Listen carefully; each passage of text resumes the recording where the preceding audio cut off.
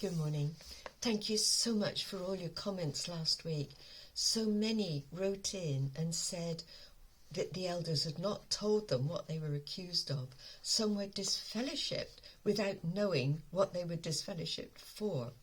Watchtower, you must stop doing this.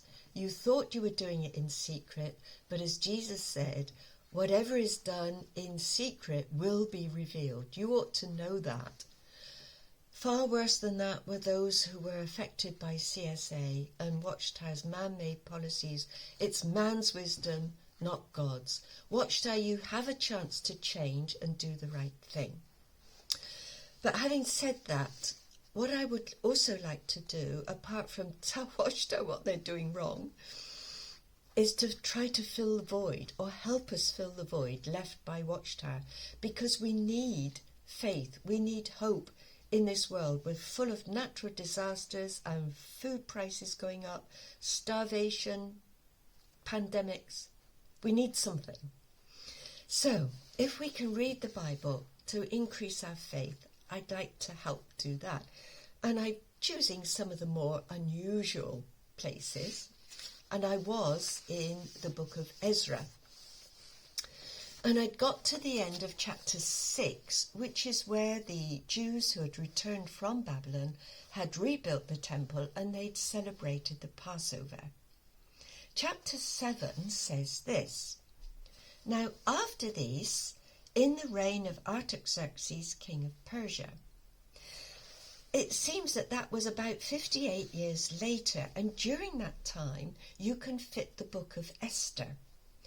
And she was queen to Ahasuerus, who appears to be the father of this Artaxerxes, who's obviously not the same one as in chapter 4. Now, if you can sort out all these kings, you're doing really well. Anyway, during that time, of course, Ezra was born as well. And it says in verse 6 of chapter 7, he was a scribe, skilled in the law of Moses, that the Lord, the God of Israel, had given. He was descended from Aaron, the high priest. And it says that the king granted him all that he asked for, because the hand of the Lord his God was on him. So was this Artaxerxes able to give Ezra everything he wanted? If you go to the book of Esther and you look at Artaxerxes' father's wealth, he proclaimed a feast in chapter 1, and in verse 6 it says there were white cotton curtains and violet hangings fastened with cords of fine linen and purple to silver poles, marble pillars, couches of gold, silver on a mosaic platform of porphyry, marble, mother of pearl, precious stones. Drinks were served in golden vessels. Well, you get the picture. He was extremely rich. And of course, Artaxerxes inherited all this wealth. His father was king from India to Ethiopia, over 127 provinces. So he did give Ezra everything he wanted. Now, it's quite likely, well, we know that this Artaxerxes did know Mordecai and Esther, and he would have had good feelings towards the Jews. Now, so Ezra gets a band of priests and others together to go back to Jerusalem. This journey, as we know, was about 900 miles, very, very dangerous. You had brigands and thieves along all the way, but here's where the faith comes in. Sorry, a fly wanted to be part of the video. So, as I said, here's where the faith comes in. Chapter 8 and verse 21.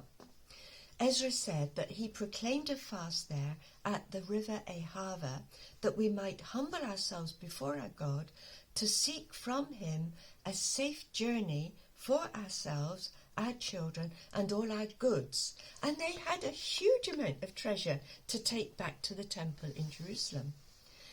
Ezra said he was ashamed to ask the king for a band of soldiers and horsemen to protect us against the enemy, and the king would have given them to him if he had asked.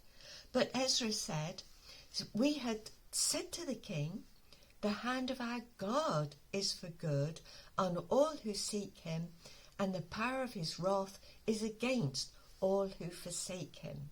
So we fasted and implored our God for this, and he listened to our entreaty. This example of faith we can apply to our situation today. We're going to face difficult times, difficult shortages, illnesses, wars, disasters. This sort of faith is the sort that we're going to need to get us through it, and we will get through it because God listened to Ezra and saved him all the way home, 900 miles from Babylon to Jerusalem. God can do the same for us today. So thank you so much for watching. God bless you all.